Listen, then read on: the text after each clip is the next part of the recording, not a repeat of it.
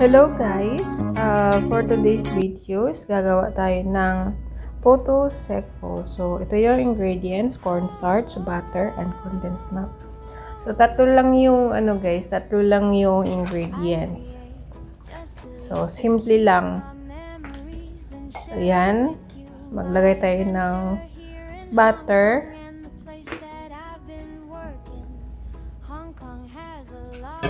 Dapat yung temperature ng butter nyo, hindi siya normal lang. So, dapat kung nakalagay siya sa sa fridge, so i-cool down nyo muna para madali siya Pero hindi nyo siya kailangan na tunawin pa. So, ayan, maglagay din tayo ng condensed milk.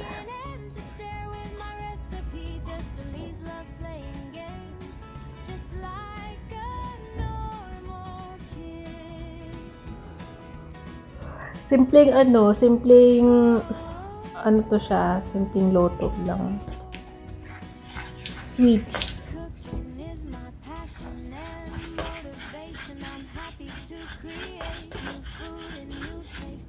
So, kailangan yung butter, di ba? Kailangan ma-mix siya sa condensed milk. Dapat walang buo-buo. So, matinding matinding bakbakan to, guys. Hindi, lang, kailangan nyo lang yung butter na mag-melt siya sa condensed milk. So, first time ko gumawa nito, yung Poto Secco. So, para siyang guys, para siyang yung anong tawag dito doon sa amin kasi yung sopas na na biscuit or tinapay, ganun. Try lang. So, version ko to.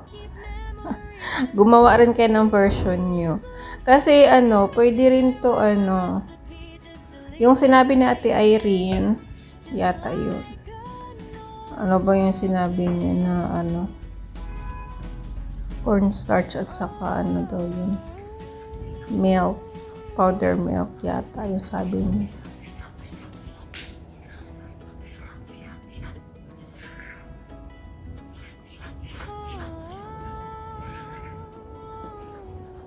So, dapat hindi nyo lahat ilagay yung yung cornstarch. So, ang ginamit ko dyan is 1 1/2 cup. So, kalahati ng condensed milk and kunti lang din yung butter.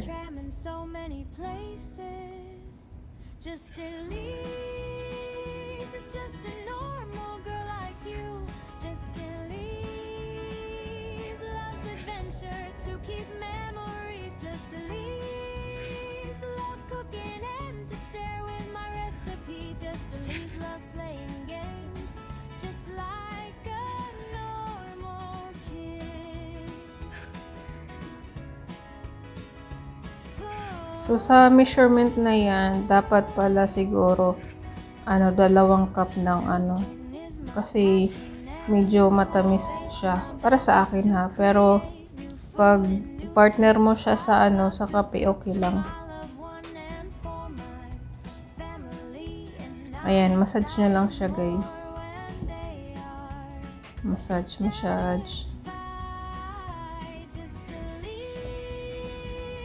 Na well combined lahat ng ingredients. Ganon. At saka maghugas kayo ng kamay nyo, ha.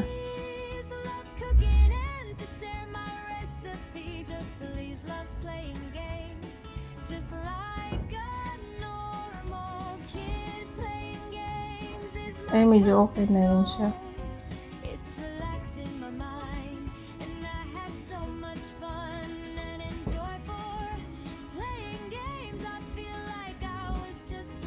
ano lang, nagawa-gawa lang ako ng mga ganito.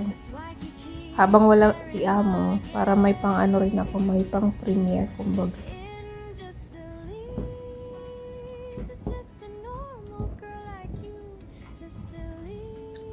And malaki yung ano ko, yung ang tawag dito. Pag, nung gumawa ako nito, yung size niya, akala ko, yun lang yung size niya. Tapos nang naluto na siyang laki. Dapat maliliit lang siya. Sabi kasi 1 teaspoon. Dapat siguro 1/2.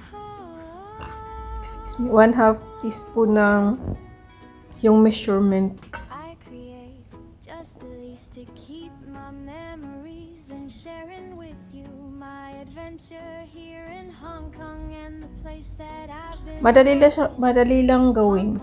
And pwede rin to sa gusto nyong ebenta. Pwede rin to.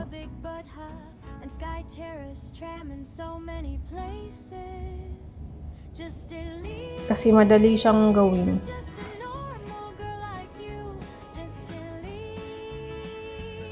Gagawa ulit ako nito, pero yung maliliit. Kasi alam ko na yung alam ko na yung measurement niya. Kasi sobrang laki ng ginawa.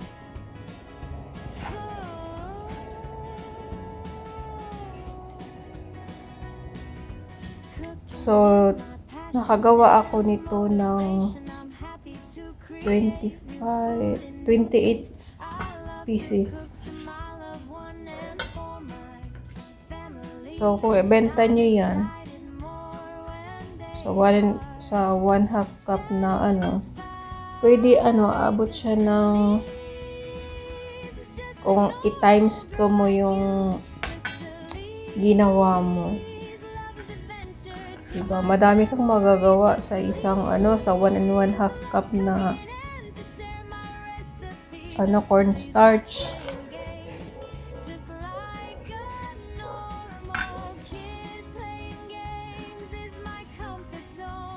I-try ko sa susunod yung maliliit kung ilan yung magagawa ko. Kasi yung ginawa ko ngayon, mga 20 plus. So, i-times 2 mo yun. Diba madami-dami rin? Nag-request ulit yung ko nito, yung mga kaibigan ko na gagawa daw ako. So, ayan na. So, malaki siya, guys. Dapat kalahati dyan. Yung gawin ko sa susunod.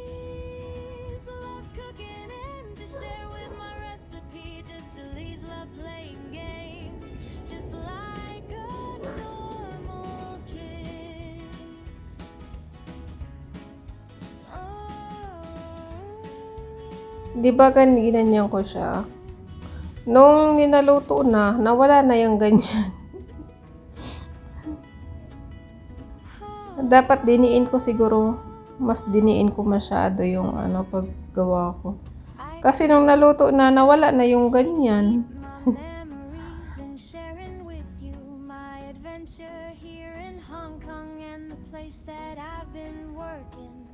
Hong Kong has a lot of beautiful attraction like Disneyland. So not bad for my first gawa.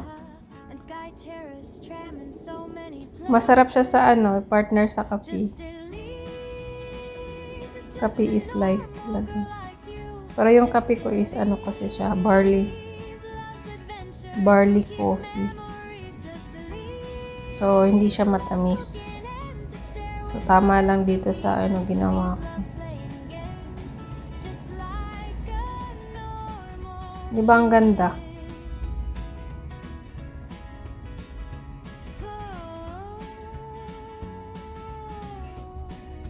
Tada!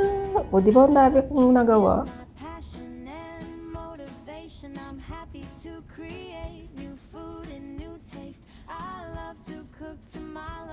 Sa susunod kalahati dyan. Ihahati ko pa yan. Para medyo maliit.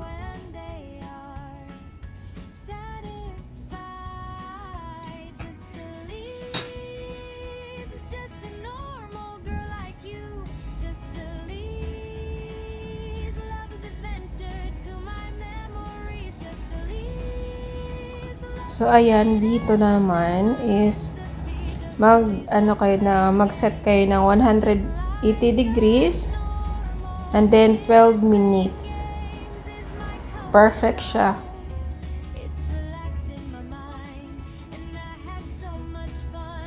Mag-timer lang kayo ng 12 minutes.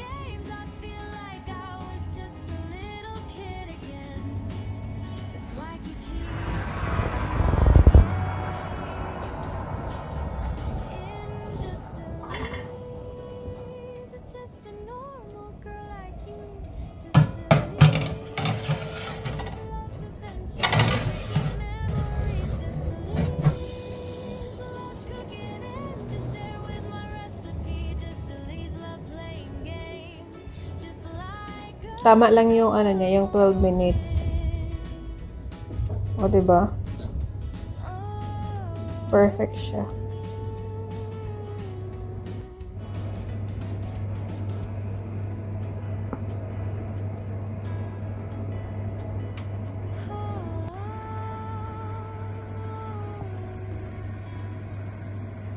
I create just the least to keep my memories and sharing with you my adventure here in Hong Kong and the place that I've been working.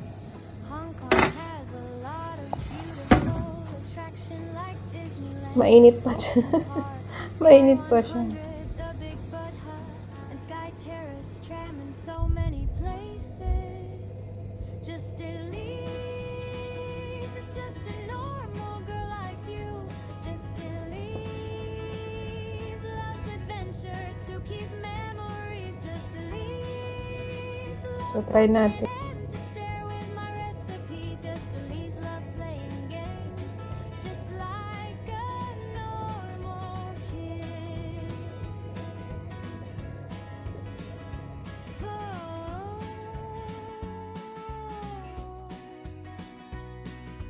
Cooking is my passion and motivation. I'm happy to create new food and new taste. I love to cook to my loved one and for my family, and I'm excited more when they are satisfied. Just So, ayan na guys. this is just a normal. O, diba? Tingnan nyo yung niya. Yung pagkaluto niya. Tada! Perfect. Thank you so much guys for watching. God bless po and stay safe everyone. I love you all. Bye-bye.